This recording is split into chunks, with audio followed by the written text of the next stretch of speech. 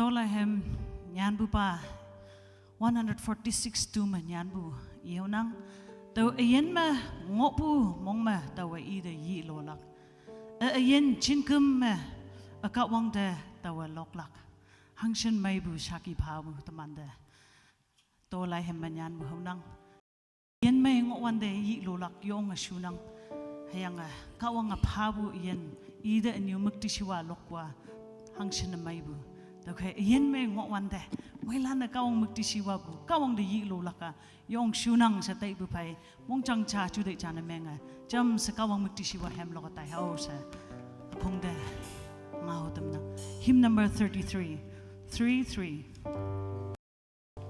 Dilim malum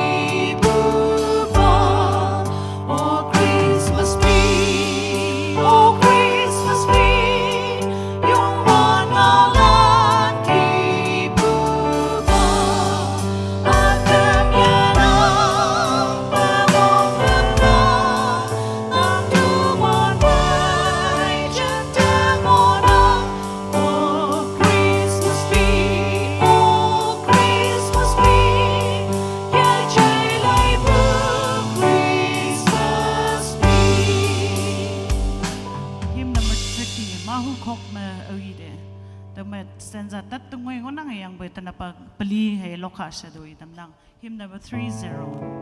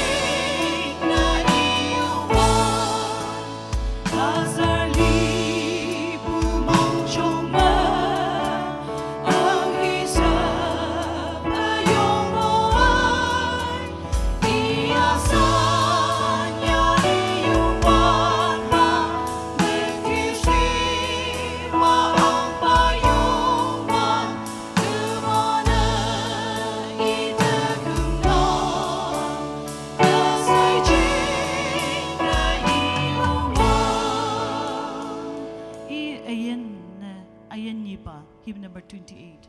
This same Jesus.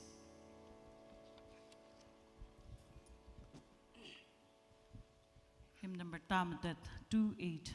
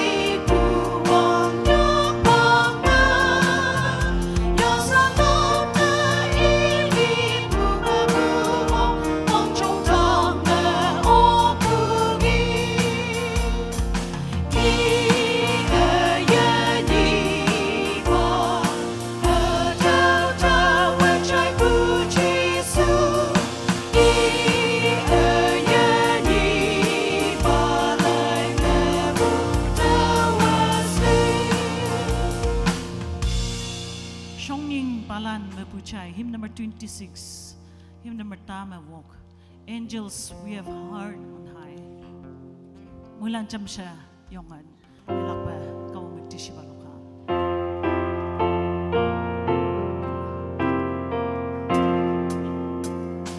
Oh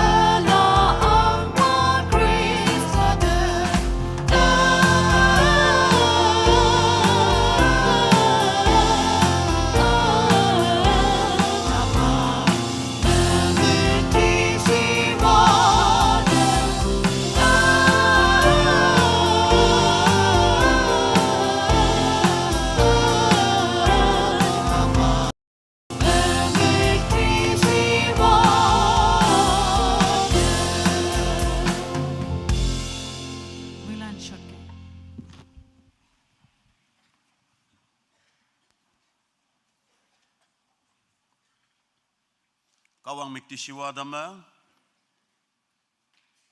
lokolay we dambu lokolay bu we dambu lokolay bu kung dem menyong bu fanang ayan ausin hadoba kawang kemting yama paidige moilan yalak ba mongmaya poniak bu dau China damnang anyay na teman hayem lan jisigam pumanok members lan alaw kan ma posting ngo yang jisigama alaw kan ma lainyo bu jing na Hebak fema pay yok ya bayo tini Christmas vacation. Hado ci superstar putmo taidam hado hebak ma omlak chinese. Lai ibu hayam noim lan new balan members lan moilan pumenoka ni semong maya anbon ya buto China damnang. Hayanga kebishim members na yichi bu ciboy yingkem oyong shubu. Konya kadalan yisigama alaw kadalan. Teman fay nokpan pumenok mubu Arunachal mubu di konba ani utamana sona debu missionary Jacob imni mo wanga ewen yin ba uba tenap pom ngonangge pumenok no mano mongmaya poni yabu welcome na myang beto China damnang kawang yakta hado daidam yalak pa fanafa wong ala yuwe teman fay pabong Associate Pastor teman fay ahad paje ahad te yoblak jenis setong nang kaya kawang da wong yu yoblak sama baya teman sector yisima fellowship pastor na angbulanda associate pastor se moilanda jaki nyeglak si bume tenap ide nyek wang nang kawang da yoblak Mulan metu yupuning. Achau sanga yen kaung upa nang da yasan yalilak na minyong papwe. Nyam nyam sepunyak pang pawan iyong lenyanga. Dini nang achau pa nyaw punyi nang hachisu kresa yang yi punyi. Kresan katala na yuyuy kumjeng ma nang da yi non punyi hipak ayen amay muhiman pa tumdiki. Hadaw yoma kipis siya mongopo nang nihalan. Anok awong ma yuyoy chutay mong sanga yuyoy sangsi ki yang ngopo tini nang kumjeng da yan pay ngui deki hadaw kumjeng tatan ngui pay pay chamsa yaha mabong ala so tamse chutay alaya ke yang yalak muhiman ayong ya ke nang minma sa amatang hangi patuy sa uli lilingachon dala kay nang ngaw tamahan butang ngui sa nang achaw yaha yang hadaw nyui ching hadaw pa Nyui matuman pen nong yang cha sama yung muhiman ta butay tam yung namyang atam hausa. Cha me cha sa lingchon dalak tuisaw taman iyan nang yaksa ta panpay. Wong alayua Nazareth chisumuno yopoy ulan sa pa ng mga yaw. Amen. teman fay sausan bada menyong fanang kawang jalak muhiman teman sa hemja chailak Haleluya kawang ha teman pay nyuma pengmat iman kung iman lok yang pay ma teman pay ongopu missionary hayang pastor Jacob nokpan mission teman son angbu hadaw mubu report teman da anung lang in brief teman da paglak hayang sabu teman pay hemlok hanlay bu kung ya yang pay ma taw pay de we hibak yalak jenese tongnang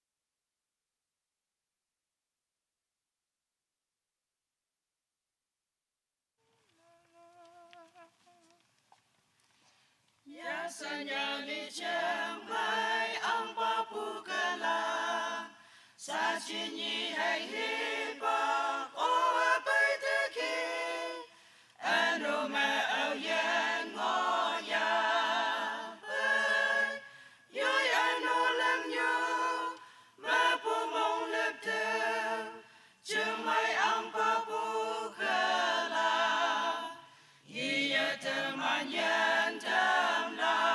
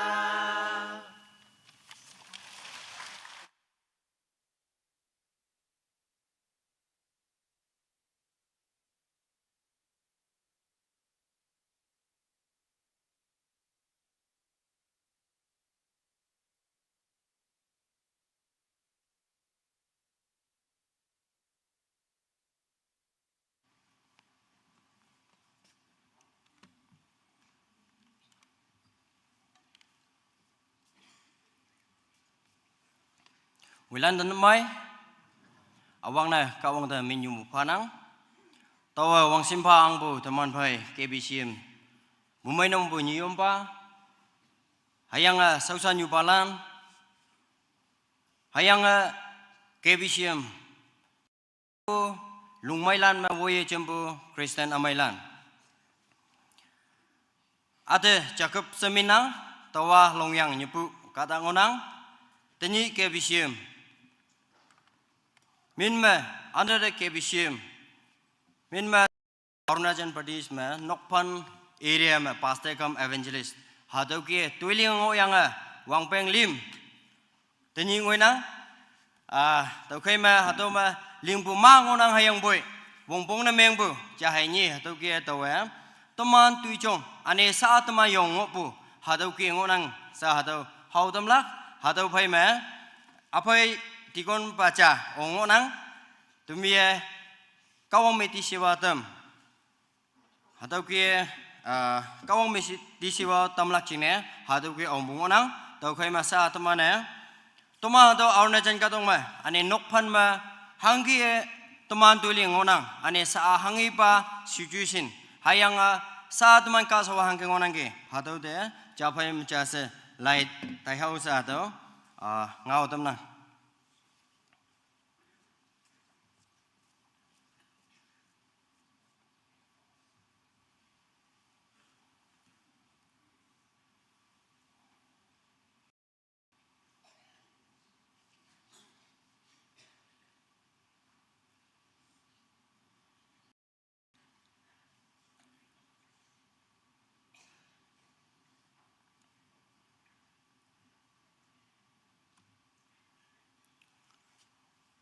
hadawa teman noksa ngonang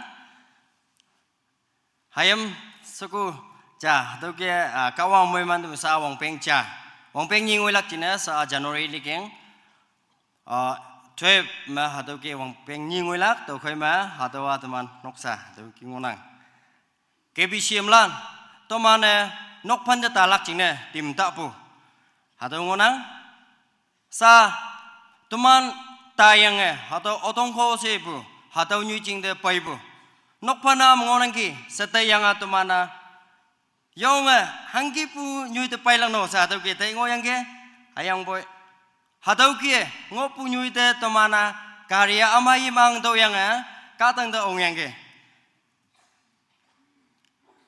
sa nok pan de paiwan de to ngolak nok hatawa pas te ngolak hatau nok hatau ki we ang yang ke hatau me hau hatau ma hapu sio hatau ma sipu yong hatau ki sau si ngo yang ke hayang boy kawang min me se yang yong hatau ki ai hatau chinga hako linglak satai yang kada nyuha ma ngopu hatau ya yan yi tamlak se te yang yom nok te lai na ong do yom nok ka hatu ki ang hatawa tau paiwan da ang pu yom nok ngonang yeng uyang hataw ma wano yang hang bo yang yong piu hatawa tomana ki yang hatu ke yeng yang ke hatawa tinong nyong yung ngonang iya hatu ki kibu ane tawa bagit atau balting ma kibu hatu ki lingo bu saji ai hatau menyik chan hoi chan hayang siu atau musibo yimai saji nok wiha pas ko ta wiha se yang anyu hayang te nyong yu apai jam songo benda halan temana hatau pi having ki ngobu atau ngonang saji linglak cina tim tapu aku mangpu hatawa pas ko ta wi so yang bai ma sa tau ngopu wa hatu ki ngona hatawa 2022 mawebu hayang boy sa ji ajeng ha alang na meng nang hatau pai me ministry aku ngwangbu tawa nokpan ma pastor hayang boy area ma evangelist na meng do bude tawa hatau ke do to do ministry hatau ke nok sa witawaya ke mangoyang hatau ke lingbungonang nok wipo imana yonga hami teman apu apalan wibu ke hatu ki wengonang hatau ki pu katalan ma ngonang hatau katolik katalan ngonang sangsari lan non Christian hatau lan song do tai bungonang teman baptis lan hoi hatau ki ngonang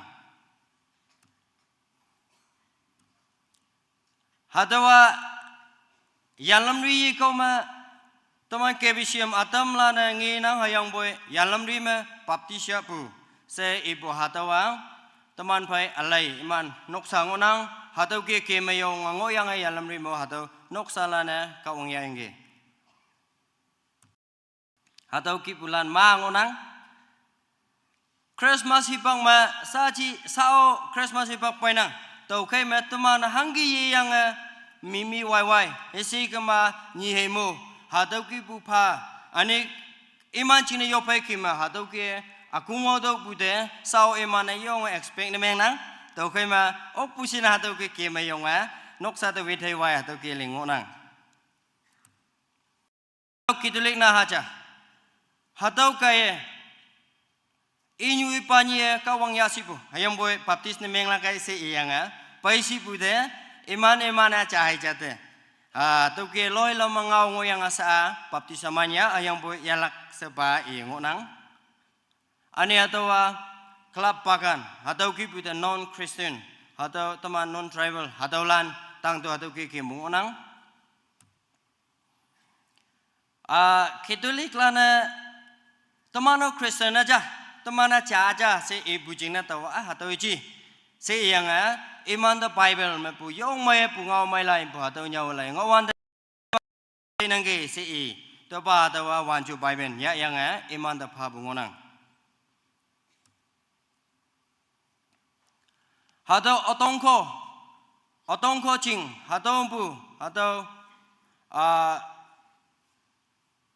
nokpu pa yong yuying yang ani atau amyang lam ha yang yong ma ngo boyang boy kawang nga wongo yang sa chi imni kawang ya yang imni baptisa yang ke baptisa ibe taw imni te hat baca atau ke counseling ane Bible study taw phayang ke ane Bible hai atau hemlayo taw imni phayang ke sa chi baptisa yang phame imanok sa atau ke mongmai sengonang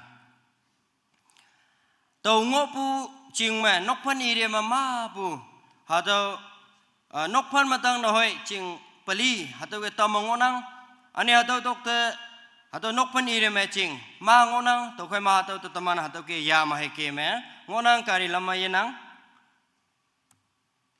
atau Katolik lan nye kecim yang atau auleng nga aku wangyak ma auleng nga wangyak ma nomana celebrate na tameng se iyang atau iman tengau bungonang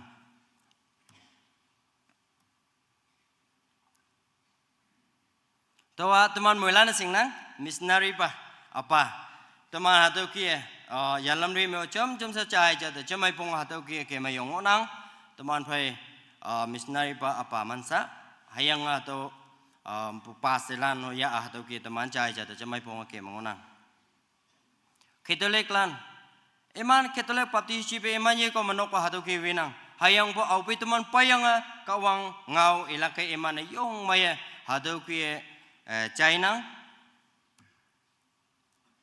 hadau niya sa yam ni mi teman KBCM pumanok tayang yop nok wi pu hadau pu nyung hai atau nok pu pa imni ngonang teman area ma nokpan area ma imana hipak ma speaker na hadau ki nyang na hadau tu hadau ki kempu ngonang tau ya make mengopu okpu sida kemlak satayang hayang poe kawang sipsi kaya teman KBC acing ne bike cha payang ke tau yong ngoi po tau jena hatau bike matang wongo hatau ki pu hoi hai lai hatau ki ya pu ane kawang ngau ilak china hatau ki tai pu hatau tinyo hatau bike ma tikon ba tumi ong bungonang tau khai ma hatau ngok pu cine sa longding da ngok pu kunsa da taok pu council meeting pastoral fellowship ane youth convention jaja ki puta hatau matanga kem bungonang to kai nok phanlan na hatau bike yichi be saktiman sa hatau ki nyeng na ane hatau ki pulan ma ngonang hatau Sunday school na halan ngonang saji kadala nama kawangau Caya lak cina, sigama kawang meti siwa lak cina iman yong leng bungi yang yom nok wiha temana, se yang hadawa nan yam na tapu, hajira tuiling na tapu ngonang. Hadawa masaji yom nok wilak cina temana akungwang pu, hadawa yom nok wipu sa prejin teman ngop yom nok hadawa ki ngonang. Hadawa yom nok telai yang iman konyang naga hadawa wipu ki katok atau atau katok tahai atau song yu atau ke hanaling na yang boy atau ko chan tak yang aling buki hang nangai busi se yang iman yong yasan buja se yang saji teman ling buke ling lak se yang nok wi pu iman cai le nang yom nok wi yang pai ma especially teman atau Christmas hipang ma kata ma pai nang hatau ke imana iskun yenang to bude hipak phim pa iman pai yo yang Christmas ai hatau auleng hipang pa iman pai yang hatau ke yong chim mangonang hatau sanis kun nahalan hatau imana yom noka han yuni konta tu ma chim yang konta pen menyalak hatau pai memana yui mongbu kie imana famous ni mengbu how she won bu senang hatau te chang yang hai kem ngoing hayang po to halim ya hardwork ya han yuni han yuya sa hatau kia ni every month date one ma fasting ya nang han yin up tamana church leaders lanam yo pai ki mu hebag ya nang ani hatau Thanksgiving day hatau taitem chon ha se yang hatau ki chon bungonang hatau sausan palan ani iman pam sandi Good Friday Easter Sunday hangi tamin busi sa hatau ki yang mengopu jingna tamana pam sandi hatau akungwang bu hatau Good Friday hatau Easter Sunday hatau ki iman de kong kimbu iman de nyawa hatau ki nyawa tam yang ke ane Christmas ipang ma gate ling ha si ito iman yising si bucing na tawa atau iman de nyawa lai tamana chom sa hatau ki ling ngo yang ke saji atau Christmas ipang ma KPCM ma bu speaker ne yuan ta no mana pha bucing na teman KPCM tang atau Dr. Sir Bungtau Iman tim tayang ya pu yipa ta photo ngona hatau ki temana ke yang nokpan ire ma asai jiang boy tawa katalanya ke mengoyang emana tenyingani kawang jeng aceng singyang saji wunyu palanan hoy emana ayan saki papu hatau ngonang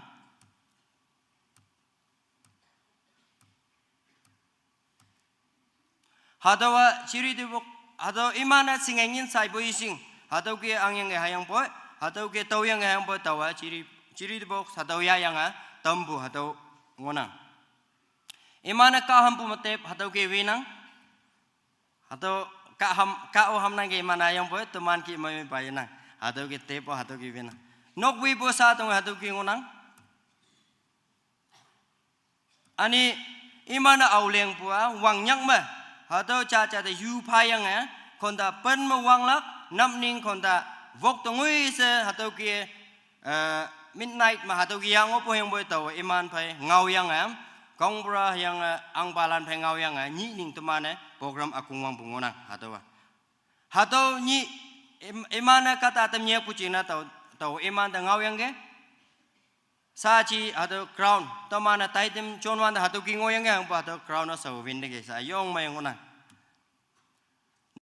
ga nok hangge wi busi se pucina taw iman da nok wi punyau pu sa kong kimbo hatau ki wi ngonang atau nok pan view yengo ami temana ki yang yang ke hayang boy kawang sipsi ga ya solar system se yang wangi card wan da pailak ham wai ke wan da bai pailak hatau ki yeng pa ya aku wang nang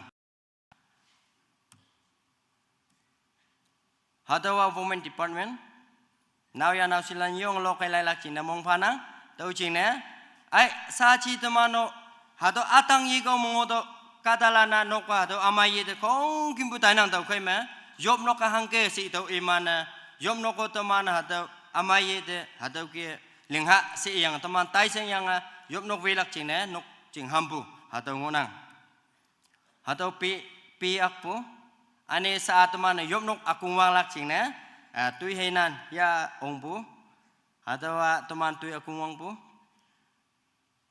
ane saji new church under construction ma hatau ki ngonang tau kai ma hatau teman KBCM members lan tani au singkata ngeyang ke sa yob nok hatau ki under construction ma hatau ki ngonang tau kai ma teman moi lana hatau KBCM Mission Field, KBCM Kaso, wa semai pupama calon tailak cine teman moilana yopa tanha, ane hatau job noka sa wi yang foundation hai, ling yang hatau ki ngonang ke sa hatau hau tamna, au yana Chai yang ke, ngi yang ke, tuan mui lande kawanga mui manpa. Thank you. Sa tikon ba tu mi hemcha lok ni.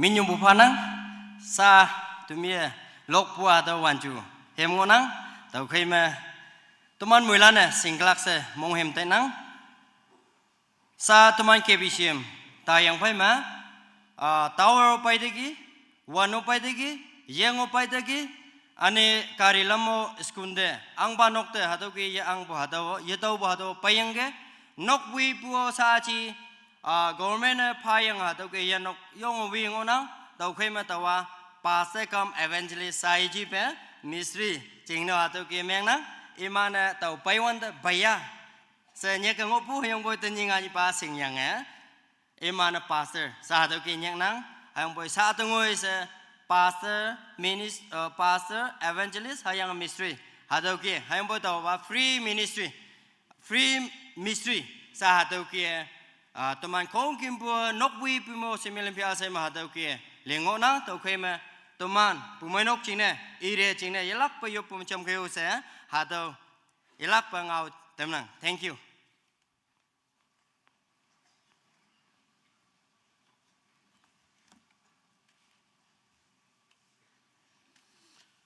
Teman vai kawang mekti siwa dama kawang ha selok utambu nyuma kung de menyong bufanang kawang yalak pa mohiman hayang teman moilana kawang angching tu sau jing ne hibak fema medam ya pai buki teman suana daibu missionary jagap hayang awang bu pumainok mabu tikon imni kaya report pabu hayang hamnok utambu da pumainok mongmay yanang kawang yalak pa mohiman hibak ma teman missionaries lan hadaw ki anong bungilak aniu teman kadok sakan nokwe pungwilak akyang new pai teman missionary lan sun bu yichi se awang ba ya fan ma tau ki te yang yop ba sun dai bungonang hayang boy apagan ngobu kan ma missionaries lan yo onga sausu bu be ngonang ka dalan sausi do ma imano sausi ngobu hayang ngondak lobu yo bu ki noktan pan ma cha hay ngobu jingna yop nok we yang khak sausi bu iman hadau jang inang KBCM members lana yalak pa missionaries lana hayang mission fields tu so li jingna yopu mu omlang onang jao se tau China damnang mong mai ya nang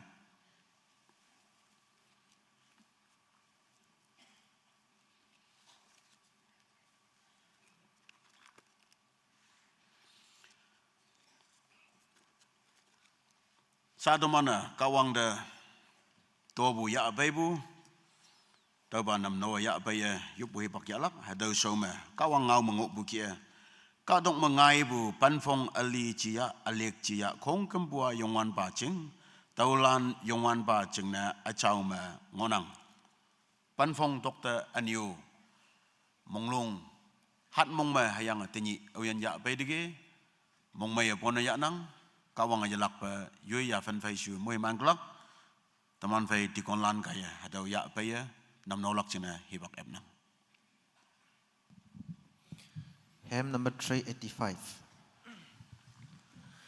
Yong wan yen ya ya nang ching na beng ya ya khai ya mong chong sai nang hang ke mong la kai tao ki linh tham pa aya nang mong ayo mam sa kem na tham pa ang awang nang ya yang ang hem lok tâm tao ang pa hem lok tâm tao ang in hai hồn con cơm bơ ya tao pa lan sa ya ya ayan hay bang ơ ya lạc ba bay na tam tao ya lạc ba bay na tam tao a chư đại mong cha ya ya a tao a chính ya chi cha a mang ngộ bư hương hao lòng a chính a bư chi a bư nàng a wang lâm lâm tâm pa.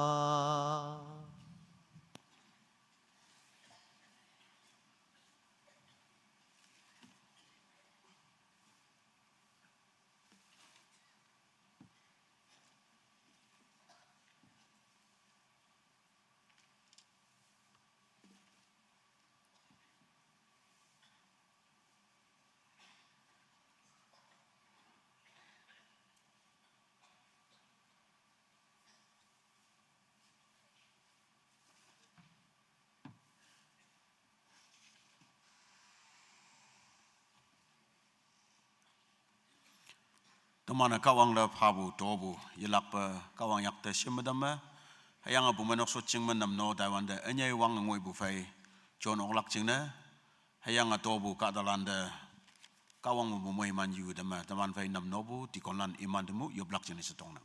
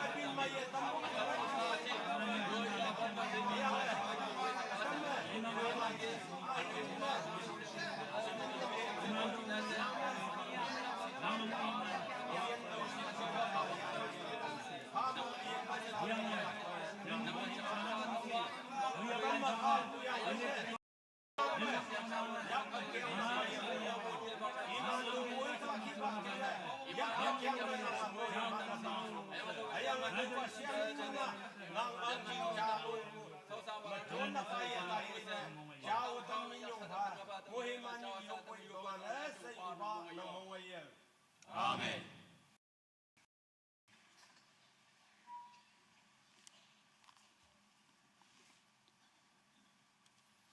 Hipak fema nam no dambu ti konlan de minyong bu fanang kawanga naman iyan hay noksa ministry de moi man damba.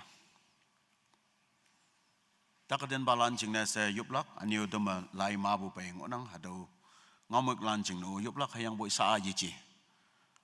Awang na kawang ngau cha yang kemye me hadaw wek teman cham sa kawang song da fanafa yupu bu cha ngonang daw jing na paye kau me yuplak jing na sa angadaw nang.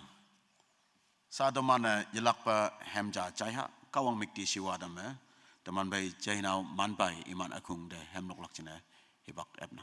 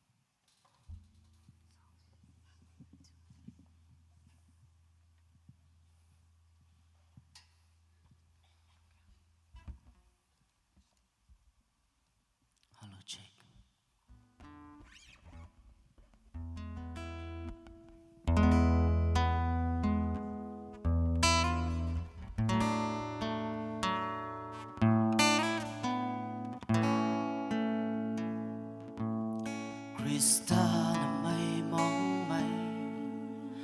mong ya say pay tu mana ibungaw la jaya Jesus Krista pungona Krista pungona Teni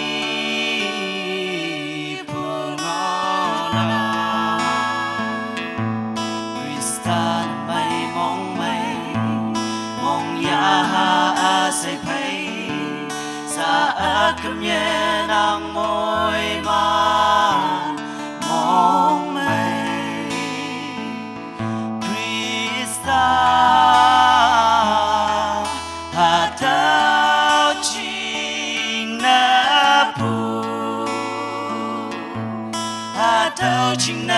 po Tani pungona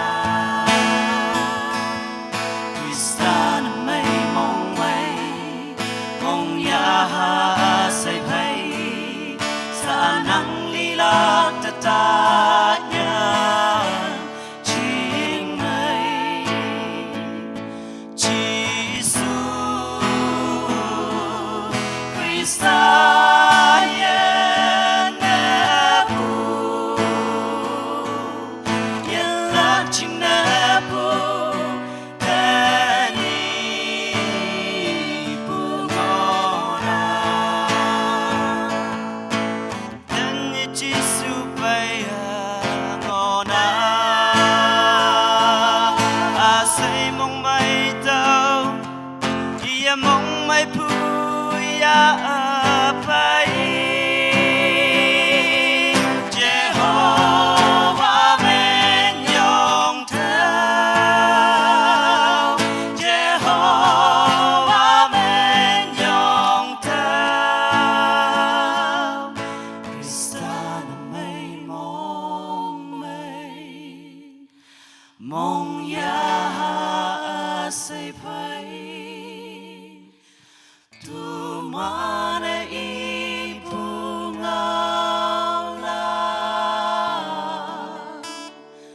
jaya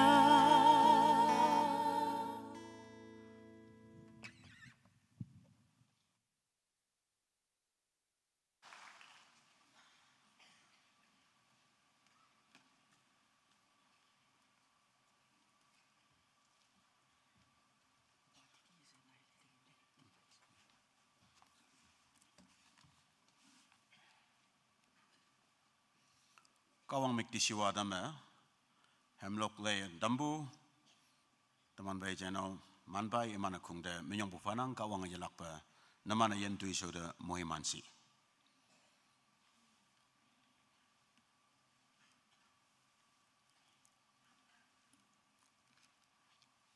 Tanap teman fai kawang au tamahanu bua, lambulan lai mabu teman Bible study ya fan ma ngau pai sibu. Hayang boy hat nyui mataidam o mabu jingne tomana wang muya tauba lai mabu study wang mana pai ok hayang boy akyang nyuma tomana ya painang hayang yelak pengai wang budu cepa hibak matemana ya bu oklak hango aci tanapo lambulan lai apong lem mabu ngahu tainang Acts chapter 3 hayang atau kawang ngau teman cinta cai ngopu hayang cinta konyo balan mabu cai bayangge ani utamano ye bayangge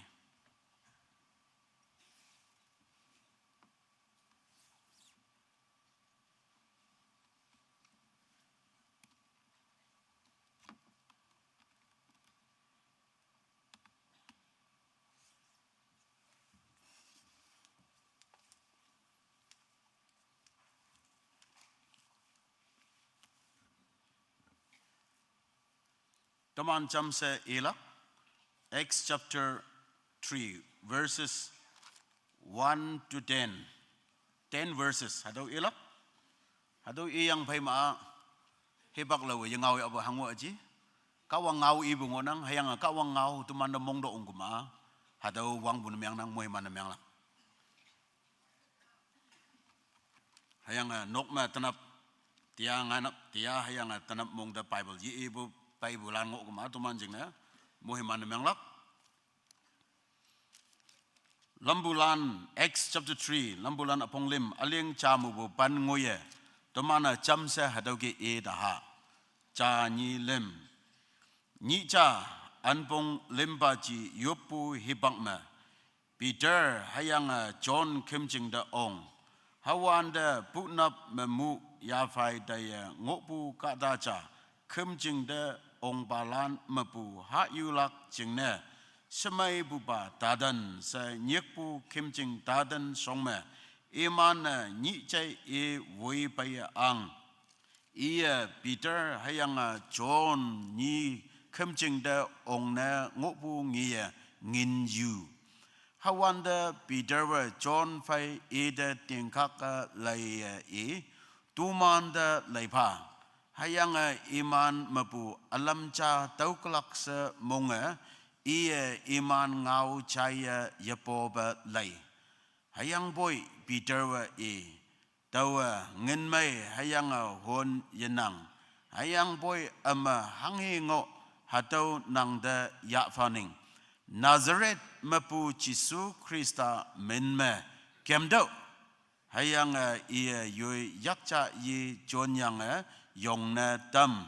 Hayang hawan demu ia hayang yadu ma wong nang pai hayang I hom yong hayang kem wang hayang kem hom hayang ka wang men yong iman fai kimjing de ong hayang ka ta asai kem hayang ka wang men yong ngi hayang kimjing semai buba songma sot yang ha yu buba se iman sing hayang ida hanghe ngai taulan jingne iman yasan bua ma hayang nyam yop kuning uba kawang nangau tam halak jingne yen wong nang adampa nang kadalan mohiman taulak kana kan mongjang ese nang ayumpa adan jabu jingne nang ngau de laining nang mong bugia hado hibak jon lak jingne yupoi taulana sopa nang mong ye amen Jisu Krista kadong nyuma ngopu nye hibak ta lai wanda hayang temana sing opu akyang nyua mayang I jinlo ayingo hayang boy wangpiang taban nanjing nyubu wang biang wanda ia tang bem peda ong yang buyang saya tu mana singnang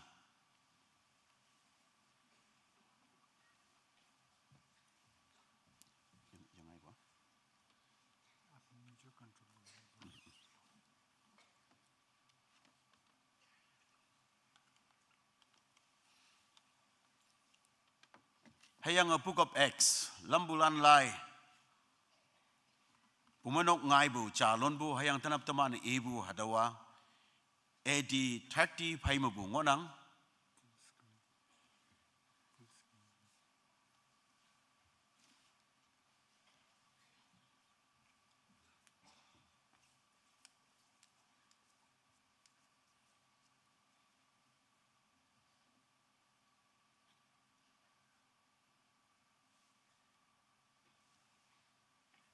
screen na yang ngai dok yang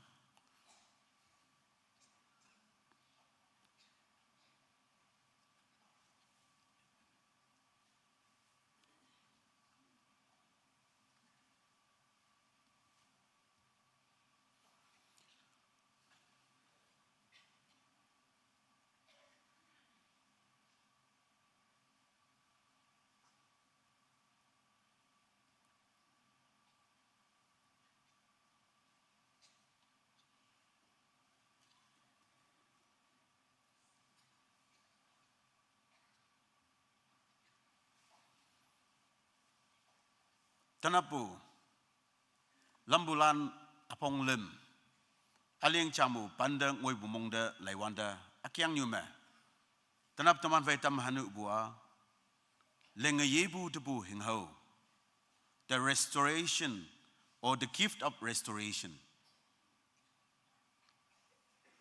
yang yebu lenga yebu revive na myang bu ala na myang yebu hadau tebu hingho cheng ihunang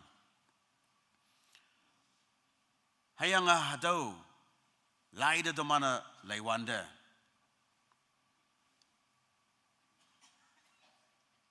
awang ba ya fan me mong hemlak henghau na domana ngi oklak shime ya mabu yopnok hayanga shime ya mabu khumjing tadan the beautiful gate hayanga hadau khumjinga second temple sinang hayanga first temple la the king of David aha Solomon of Ibu de iyang buyang hayanga hadau first temple la myang winbu Babylon angching gaye anu sa second temple hadau me anu ni se Persian angching gaye anu Jews kadalan Israel kadalan Babylon yak mabua anu Persian lana jamya jamba angching ya pangma ngobu ra ya pan ngobua anu jamba angching lan ra na jam ongbu ya fan me jaileye haga bai bu hibakcha hayang hado Persian angching mangobu hibak me anu deman vai Nehemia hayang Zerubbabel hadolan initiative me Jerusalem wall lenga yibu nginang hado yom hado second temple ni shibwa khumjing o hadam umbu hayang boisa hado khumjinga yanang hayang hadawa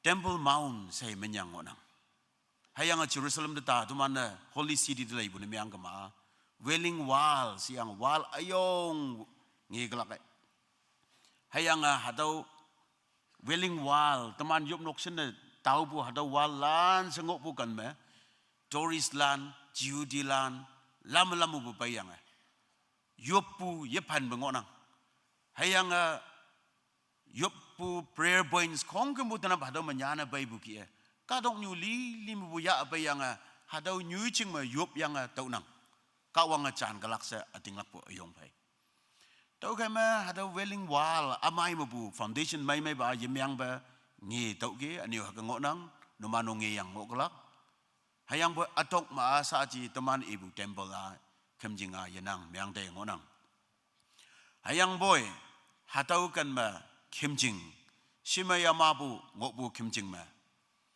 hayang hada khemjing gate a ma ngoklak hayang mabu yoma honai kempai pi ilang ngebu hon mai nei ji ya yoi yan pai lingbu teman mek ma wang he ong wanda yong pi ilang ngebu hadau gi buket ngau yang buyang hayang tau gate ma hayang hadau nyuya yong sima yama hayang hadau kimjing ong bu tadan nango hayang hadau tadan ma sima yama bu tadan ma yong yepa lakna sangabong bu mong sang mong meng bu the broken person hada ngoyang buyang hayang boy to mana tanap ibu lai ma hada broken person mong sang mong meng sapayung sausi ngok bu ka dada mong hem hengau bai bu to mana nginang Peter and John encounter a lame man expecting alms, but they offer him something greater. Edaw buda teman ang ibu kay. Hadaw hayu ba? Hayang hayu na ngay buwa. Accident mamaya buwa. Yapay bu chiyang yichi. Wang biang atama may ngok yang takadena pay dai bu yichi. Hayang boy dai wanda punap mu by bird. Yisika maa inyu simong mamu iya ya pai bu ya fan ma bu ka da ja teman nginang ini si kema hangi pau bude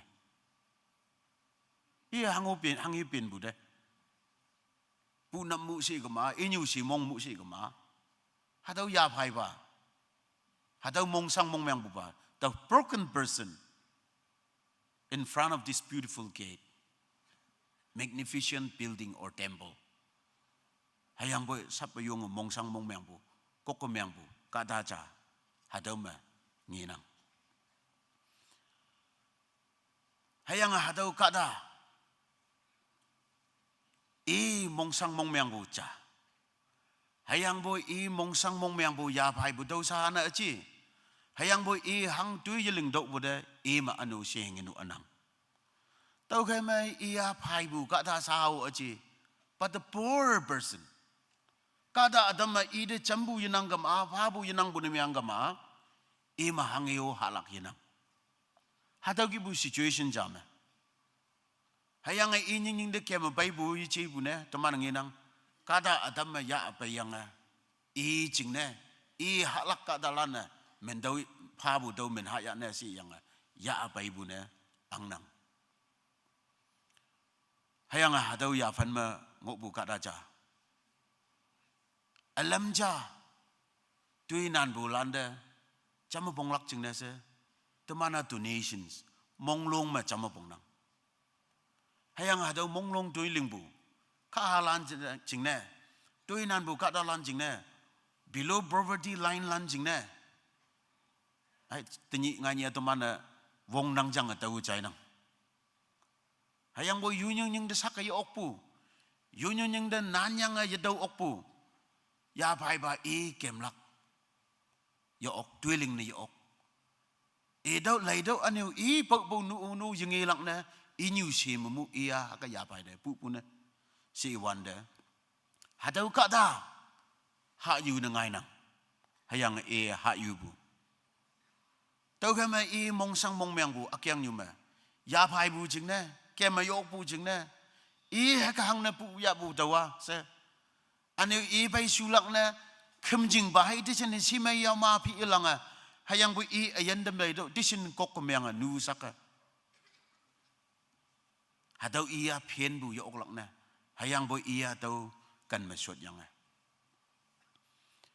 tau ka ma alam ja a tau lak se yop nok to pai bu landa yu sian bu ki mu yu bu nginang expecting donations ka hawam yu landa yok sang bu landa chambu wang lam ngo bu kai hayang to mano cham nang to yangon de NMM director to me da wanda yangon naga fellowship church mu omyangi hayang hado ma wanda naga fellowship ma ngo pu ka dalan students lan pumanok ka dalan ngin sai ha siang hado offering danap sai bu offering sai wanda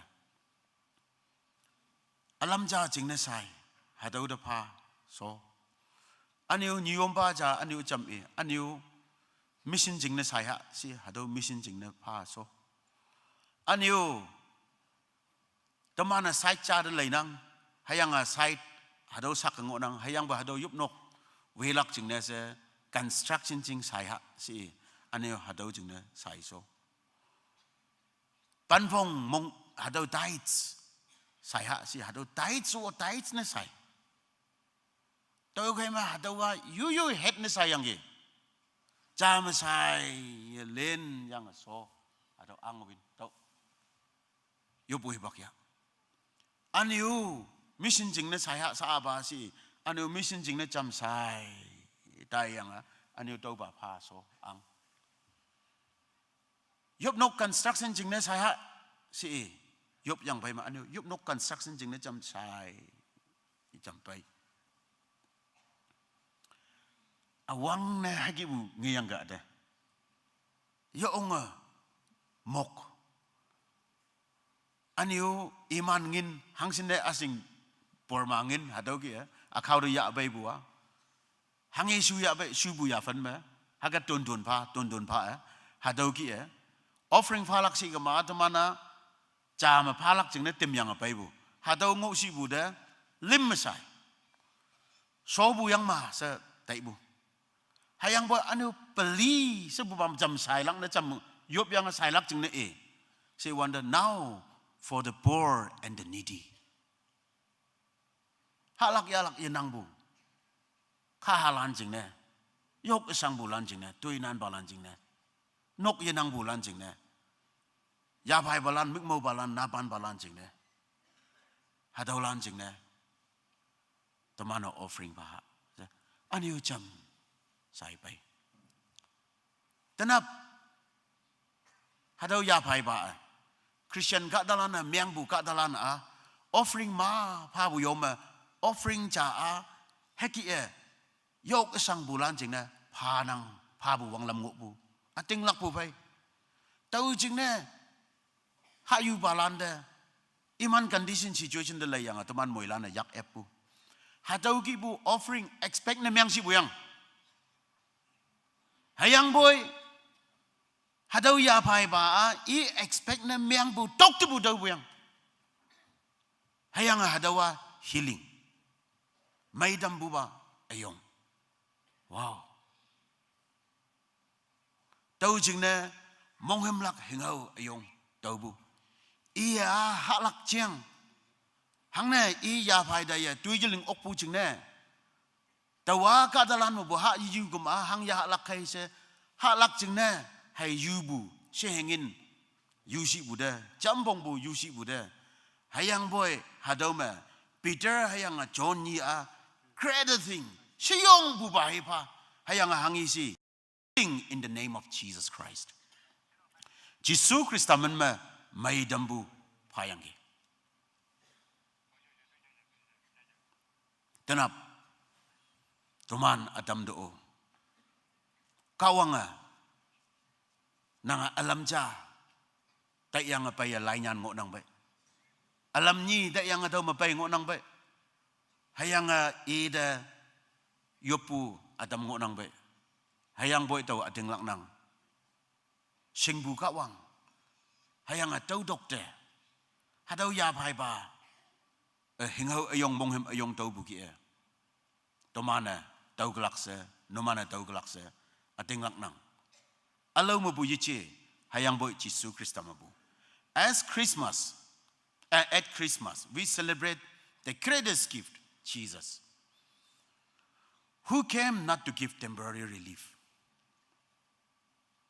but eternal hope and salvation tau hayu ba yak ta phabu coins yan gibu hiki atuli hai haja not ngin not lak na chi abyo hadawa hadau perspective ma tanap bu Bible study perspective ma temporary atanjabu painkiller gibu dawai muli gibu nangina hayang boy Jisu Krista hadau Christmas hipak ma pai buwa hadau painkiller temporary relief atanjabu jingnasa yichi hayang boy chendebu akim yanang bu mongham hayang hadau yanyibu ya abaibu luk afongni aleng pan majama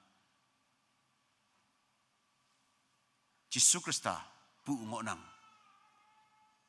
ibunginang tau jingna teman jingna hadau painang bu Christmas hibak teman jingna monghim ayong tai bu boy senyai bu na moilan noksa meang atam galaksa ating laknang hayang ya pai ba tai bu pai senyai se tau bu ki no mana yubu hangyan yu ya bai yubu bai senyai se Jisu Krista dihi yubu meang kama Jisu men mehi to mana tong bu meang kama tau chia nang chia senyai se temana tai bu pai senyai se tau galaksa ating lakha Nishubuama chale dam lak hengho the gift of transformation Acts chapter 3 verse 7 to 8 ma lai bu meang kama the lame man is healed instantly rises and begins to walk leap and praise God hadau ya pai ba ning mai bu ok yang ge hayang yong ok yang ge hayang kem na wang yang ge aniu hom yang ge hayang aniu kem jing dong ka wang da menyong fa yang ge the total transformation occurred in his life Menyi buki yici. Tanap buki yici hayang boy Peter hay John. Imni hau pai me. Hayang Jisu Krista men me. Yop bang de. Hadau hayu ba. Ya pai ba I ayen me. Chelai bu ayong ngayang ge. Tanap hadau chelai bu ayong ngay lak jing ne mong mo yop badang. Yop badan gai nang ayen hayang noksa jing ne. Hang hilam me. Ambu kan nyui mo mo. Yong lak na ngay bu si. Are you lame? Are you crippled by birth? Pu nam mu ya pai dai pu chengok ya. Atama ting ting me hago ngok nok. Hayang boy hatau text physically ya pai bu sa de ibu ne aji. Hayang boy symbolically teman moy landa. No. The theological significance teman na pabua, we are spiritually crippled. We are all sinners. Kawang ang iyo opua, katacha noy may bu yanang. Yapay bu yanang. Yokok yamyang bu yanang. All broken families and persons, people. Hagang iyo opua. Tau jing na had a Christmas. Atuman jing na restoration jing na. Wang dang kawang asun bu hingaw ayong Jisu Krista. Baibu hibak yang. Tau kay ma. Tanap. Tumano. Jisu Krista man ma. Ambugan nyui mo bu. Ambugan nyui ma. Nang struggle na miyang o nangge. Ambugan nyui ma. Pai sok mo nangge. Relationship ma haya. Haya. Tuiso along yilay bu haya. Idaya. Now ya now silan sa yuchi. Even parents are jobless. Unemployed si ibu miyang kama. Hadawa teman jeng nasa duinyu aja. Tahu dokter jambawe. Teman abu bu hayam lano anyo duiling lak yanang buyang si kama. Hama tuiso yanang buyang. Duiling lak ngo ibu miyang kama tuiso ngo buyang. Tuiso ngo pun miyang kema, tuiso ling pun miyang kema, jobless aja ci, unemployed aja ci. Hayang boy, hanghi yapan me, you feel like you are unemployed or jobless. Hadaw kan me, cripple na miyang ngo ya. Hadaw kan me nang yapay ngo ya. Tanap Jisu Krista song de, nang bay nang ya. Jisu song de nang ya pai bu agenda ya bay nang ya. Hayang ataw ating lak nang hangga ya pai ba may dam tanap nang ayen ma may dam bu ma nang umlak sa ating lak nang. And you will be able to walk. May dam bu na miyang kama hang na kaya mayo oklak. If you are able to walk, you will be able to jump. Hang na, Jisu Krista angan mong may dam bukay. And many of you are in fact jumping. Many of you are in fact dancing.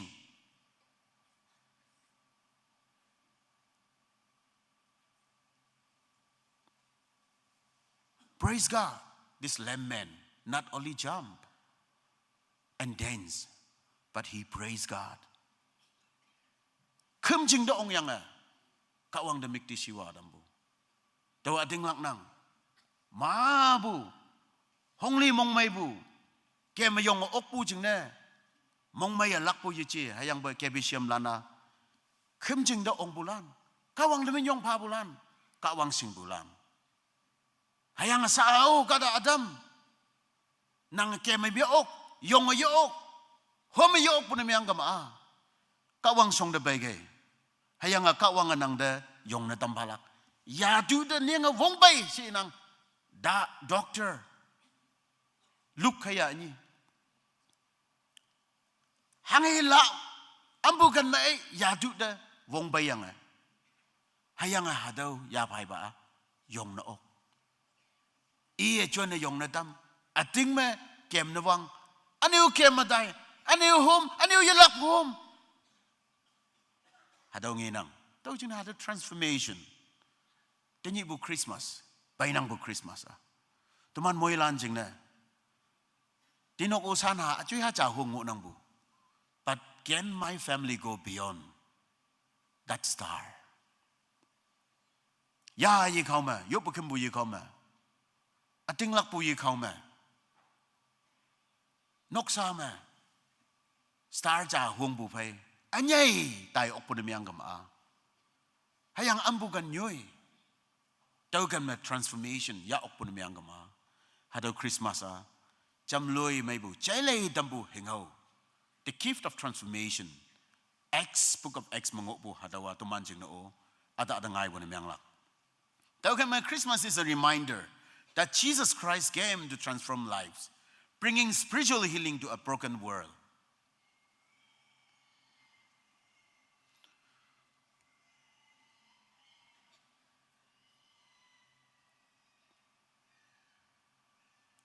Hayanga, next point.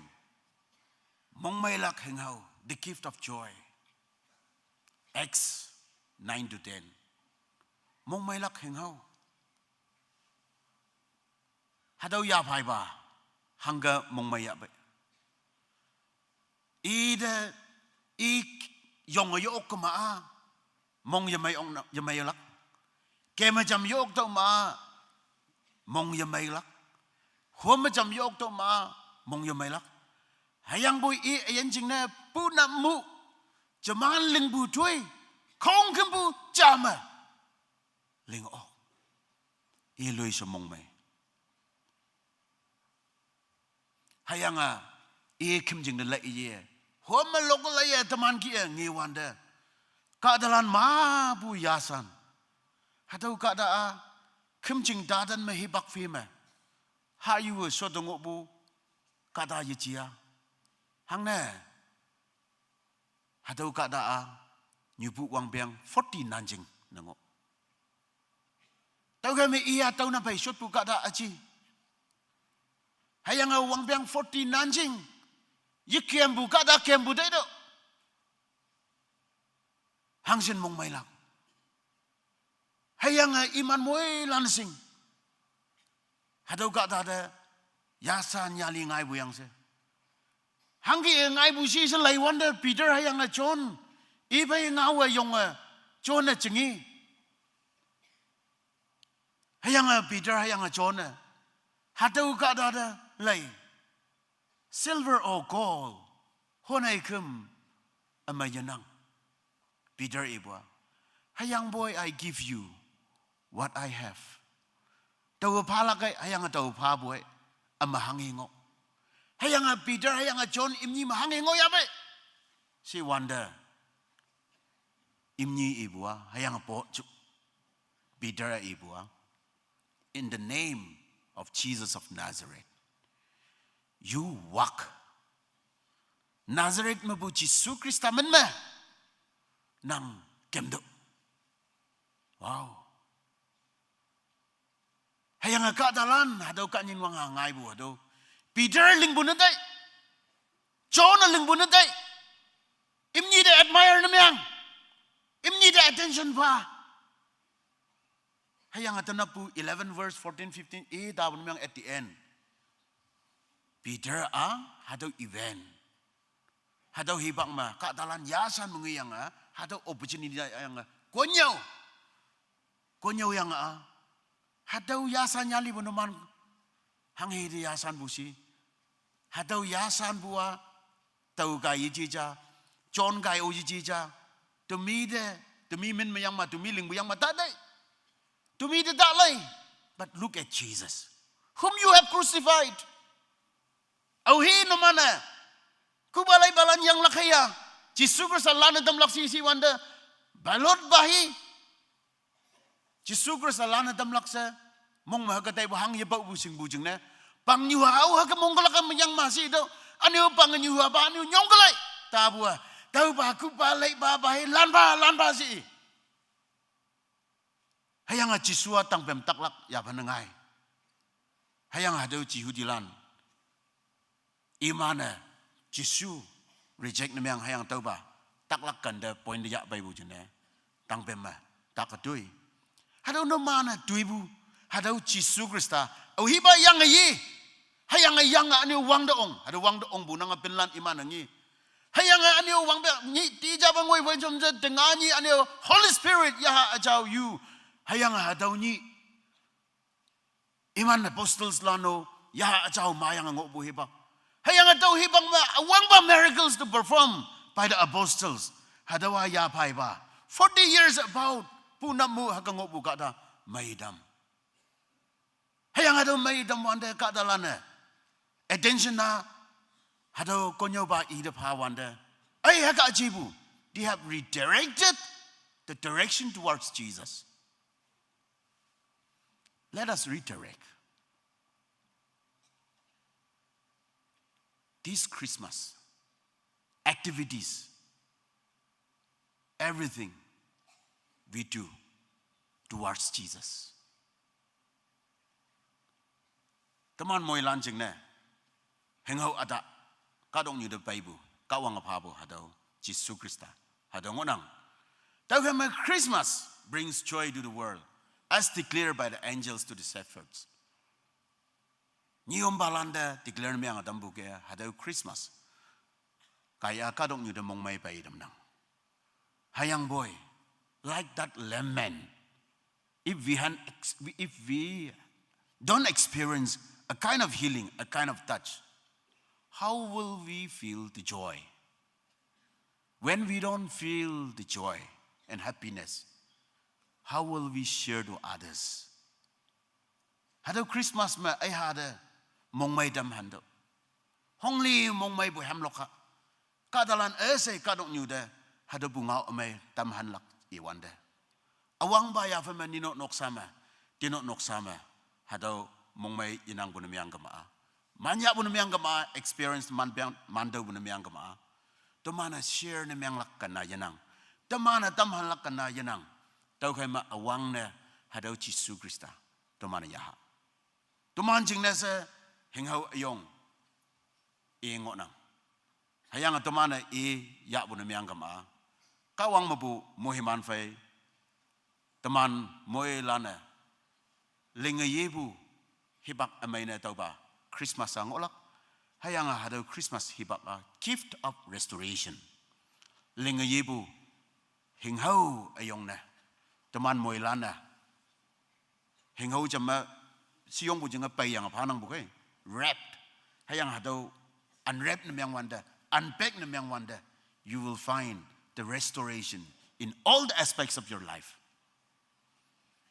Tanap kawang songda teman bongbong lan esay ya apa ya takadan balan hang sen ngo nangge numano yong bu oklak hayang kawang songda hangiba ya fan ma restoration lingayibu ya bayna dam hunanggi hadau jingno temana kawang da yupu oklak tayo teman moilan mikngoi ha. Let us close our eyes. Oh yen takango nanggi numan yu shotching ma yongdo ya phai ba mai bu ki etanap Jisu Krista Nazareth mabu Jisu Krista menang may na inang bu. You are going to be healed. Alawo yichi hayang boy kawang ngawo saki panang. Hayang hadaw alawo yichi hayang boy Jisu Krista menme. Yongwan ba kawang may damlak. Aniyo yung lang ngoya yong do.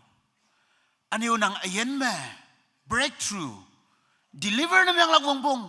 Nangataw kan masangang ngonang ya pai ba pai senya senang ayen ma sausi bengonang kin ma yong do stand up yes praise God kawang amoy malak hayang kawang anu mandalam eblak kawang hay eblak ngonang tawo yichi alo ba sausan yu yichi tu mana Bible menyanong busaki pabolan hay ngonang hayang boy kawang anu man mongjang singnang numan sangbungi ngonang hangi restorations, hangi lengayibu bongbong na miyang busi. Taugan me, kawang da fanafado, hayang kawang nang da ling yebu Christmas hibak season na miyang atam palak. Tanam mo wanga. Hayanga anyo yalak pa yung natam hubwa. Ya ajaw ni tanga ni yuwanda. Jisubelan mo wanga. Ya ajaw mabugay ya ngaw. Angan wong pay tuiling ministry ling aday bukya. Daman pumainong ma kawang ya ajaw angan wong chunbu hayang hengaw pay bulan hasing ngonang gi. Hadaw tumana yalak pa hadaw ministry yalak pa panapa lenga dalak ngonang hayang tuiling lak ngonang. Hadaw kadalano yonggay. Kawang muhiman damlak, kawang numan chonang. Praise the Lord. Praise the Lord. Kawang Peter yang John John bukia John hu bu jing nese. Kawang sausan ba sausan yun na lebu. Hayang hengau tumanda lama-lama pa ngonang. Hadaw tumana titiket na miyang lak ngonang. Kunya ngole lak hengau. Hayang takaden may damlak hengau. Hayang mongsang mongmyang bukat alam da tuloy may damlak hengau. Hayang boy in the first place awang bama. Nanguyong uklang mongbong kaya mauklang mongbong humuklang mongbong si wanda. Jisu Krista mo po restoration. May dambu angan wong lingayibu angan wong tanap nang jingna wongpong namyang nang. Siya tungo bulan. Tuman jing no hadaw Christmas. Hadaw hibak tanap jay bu ngawa. Nunok noksa jingna nang ayan jingna. Muhiman ngaw na miyang atampase. Tayaw ngok bu nyuy ma hat bu ali jalia. Nang hayang ninok jing na. Ya haaying na miyang atampase. Yobya. Tuman jam se yop hibak ya. Yopha. Hallelujah. Hallelujah. Achaw ba adaba yongan ba kawang. Lambulan lay. Tuman jing na sagi na miyang atanap tuman idiki. Uwang dang kawang hataw ma. Punam mu yapay daya bubu kadacha. Simay yamabu kimjing beautiful Kate. Hataw kimjing Kate ma yung ngok buda. Oh wang dang kawang nanga kanying wang ha tuiling yanggi. Kadalan mabu yasan yanggi. Hayang Peter hayang John imni angan wong jing na yechi. Hayang boy Nazareth mabu Jisu Krista angan wong jing na. Hadaw ba yapay ba may buok. Tanap nang kadalan hadaw may yung bulan dang ma. Nazareth mabu Jisu Krista man ma. Yapay ming mga bulan may adam ba. Mongsang mong mayang bulan tulo may adam ba. Hayang mahi mawong yan ang bulan wong nang adam ba. Hayang juday konchong mayang aday bulan lingayi ba. Noksa pongchong sinang mga buwasay lingayaw yi adam ba. Hayang teman yan yalay hubu ya vanman nuwa sakadabu yahama ani restore na mga adamba. Hadaw spiritual restoration noksa mga adamba. Relationship sa kaunatan ba hayang bababu hadaw anyo nyis lingayaw yi adamba.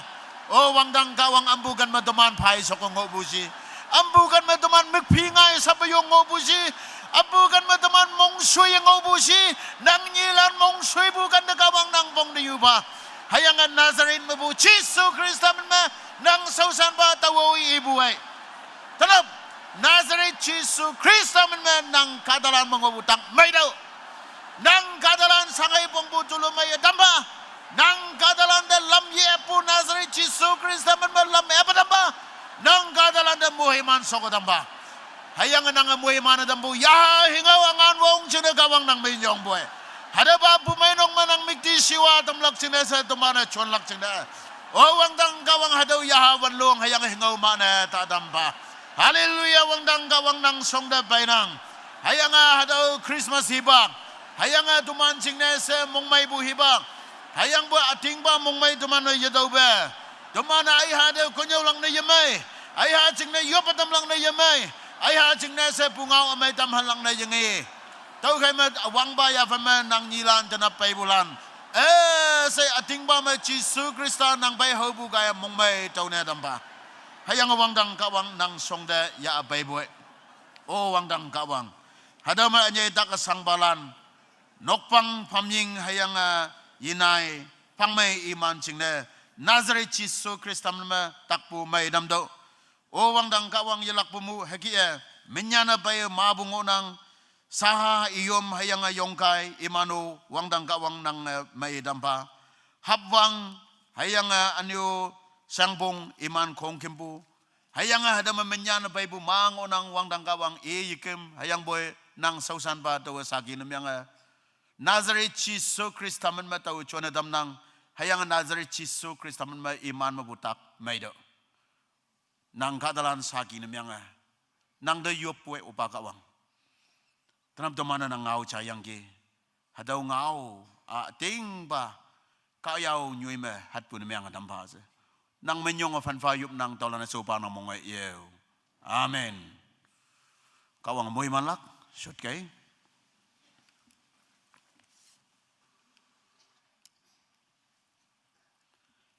Tui de me domana hemcha jelak peloklak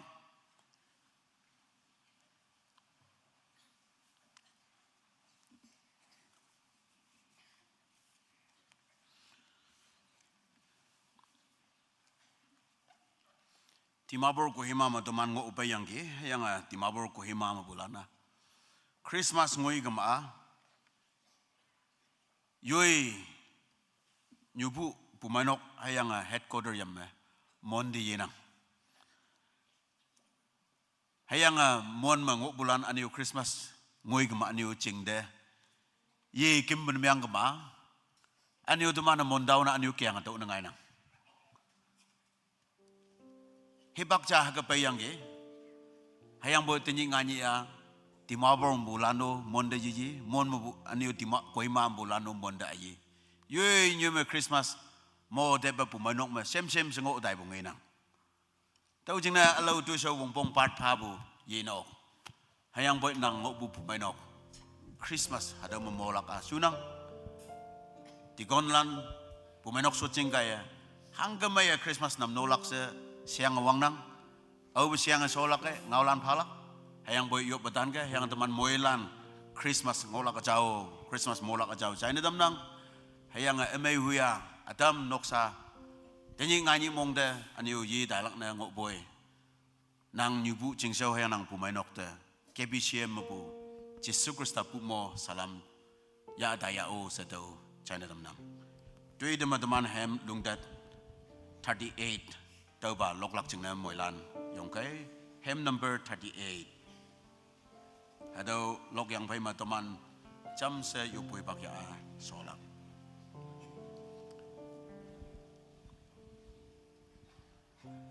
ep so man toman cham yong ha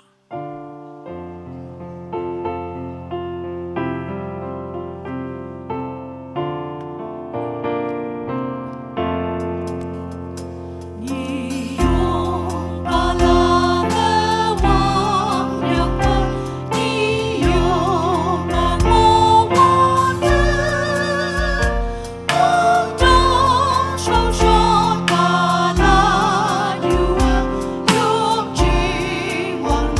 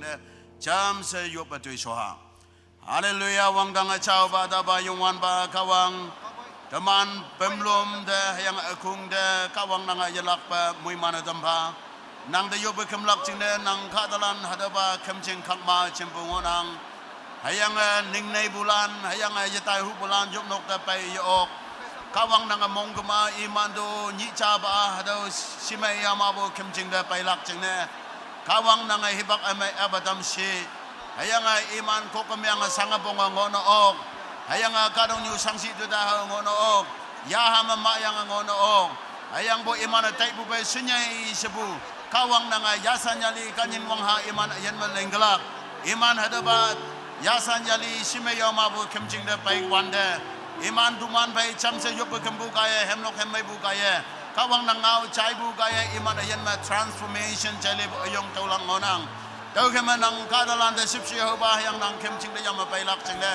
ayan nang kemching yam ya pai ok iman do hibak amai mui man ba se yop nang ayang ayan na duman sibe chim yang cha cha ya ha ma wong nang tambu ya phan ma cha cha pai cham se hemlok hemlai bu yang kawang nang ngau chai bu hada mu iman ayong ba yu nok te yaning kawang nang mu iman pai yan na damba hayang hacha mo wang atai bu ani ba han mui bu mong me hangi du som yong ngola ke nang kadalan se be nang umbung oba maya bauja mu om dadam lima sambong mu om na dadam nang nilan se ya ha ma chin dim dang o damba kadong nyu mai bum dang dang mo mai ang damba se wang dang ka wang nang yak ta fana fa hayang ado tai dam mai so dam nyong pa yum nang dolan so ba nang mo ye amen